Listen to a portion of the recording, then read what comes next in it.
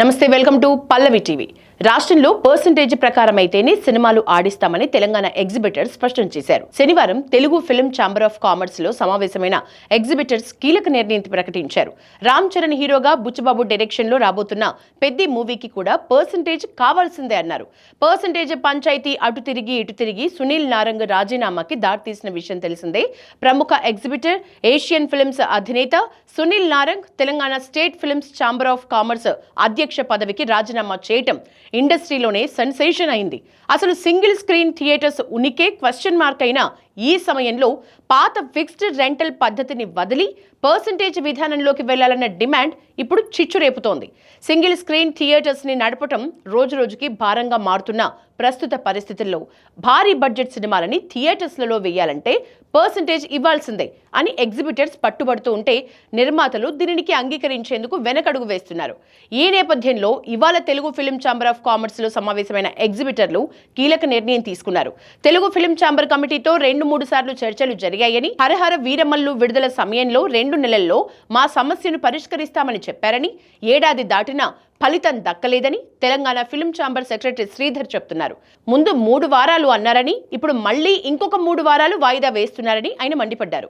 Percentage ప్రకారమే సినిమాలు ఆడిస్తామని శ్రీధర్ స్పష్టం చేశారు. అయితే గతంలో ఇలాంటి వివాదాలు తలెత్తినప్పుడు సునీల్ నారంగ్ మధ్యవర్తిత్వం వహించి సమస్యల్ని పరిష్కరించేవారు. కానీ ఈసారి ఆయన తన పదవికి రాజీనామా చేయడంతో ఇండస్ట్రీలో చర్చకు దారితీసింది. ఆయన తన రాజీనామా పత్రాన్ని ఛాంబర్ వర్గాలకు పంపించిన తీరు కనీసం కమిటీ సభ్యులకు సమాచారం లేకుండా సోషల్ మీడియాలో అది వైరల్ అవ్వటం వెనుక పెద్ద కుట్ర ఉందనే వాదనలు వినిపిస్తున్నాయి. మరోవైపు 120 థియేటర్ల యజమానులు దీనస్థితిలో ఉన్నారని, 10-15 ఏళ్ల కిందట థియేటర్స్ కి మంచి ఆదాయం ఉండేదని ఫిలిం ఛాంబర్ సెక్రటరీ శ్రీధర్ చెప్తున్నారు.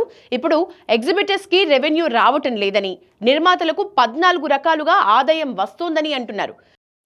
ఓన్లీ ఆంధ్ర టికెట్ హైక్ అయితే మా దగ్గర తెలంగాణ టికెట్ హైక్ కాదు. మేము ఆల్రెడీ రేవంత్ రెడ్డి గారికి లెటర్ ఇచ్చినాం, ఎగ్జిబిటర్ అసోసియేషన్ ఇచ్చినాం, ఛాంబర్ నుంచి కూడా ఇచ్చినాం. దయచేసి మాకు టికెట్ రేట్లు పెంచకండి, ప్రేక్షకులను చంపకండి అని చెప్పి. ఎందుకు కొనసాగం మాకు అది పర్సెంటేజ్ తెలియదా కొనసాగుతూనే ఉంటుంది. దీనికి సంబంధం మేము వాళ్ళకి నచ్చప్పాలి కదా, ఇట్లా చేయండి మేము అడగాలి కదా. దేశవ్యాప్తంగా థియేటర్స్ లో పర్సెంటేజ్ విధానమే నడుస్తోందని, తెలుగు రాష్ట్రాల్లో మాత్రమే రెంటల్ సిస్టమ్ ఉందని ఆయన గుర్తు చేశారు.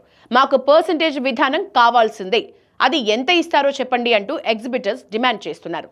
పర్సెంటేజ్ విషయంలో నిర్మాతలు కావాలని ఆలస్యం చేస్తున్నారని ఎగ్జిబిటర్స్ ఆరోపిస్తున్నారు.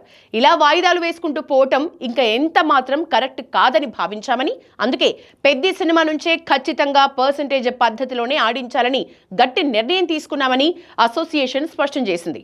రాష్ట్రంలోని 250 మంది థియేటర్స్ ఎగ్జిబిటర్లందరిది ఒక్కటే మాట అని, ఎవరు వెనక్కి తగ్గే ప్రసక్తే లేదని వారు తేల్చి చెప్పారు. డిమాండ్లకు నిర్మాతలు అంగీకరించి సంతకం పెడితేనే ప్రదర్శనకు సహకరిస్తామని, లేని పక్షంలో సినిమాను థియేటర్లలో ఆడించబోమని అల్టిమేటం జారీ చేశారు. పెద్ద సినిమా విడుదలకు సమయం దగ్గర పడుతున్న వేళ ఎగ్జిబిటర్స్ అసోసియేషన్ తీసుకున్న ఈ కఠిన నిర్ణయం ఇప్పుడు టాలీవుడ్ లో హాట్ టాపిక్ గా మారింది. మరి ఈ వివాదంపై పెద్ద నిర్మాతలు ఎలా స్పందిస్తారో చూడాలి.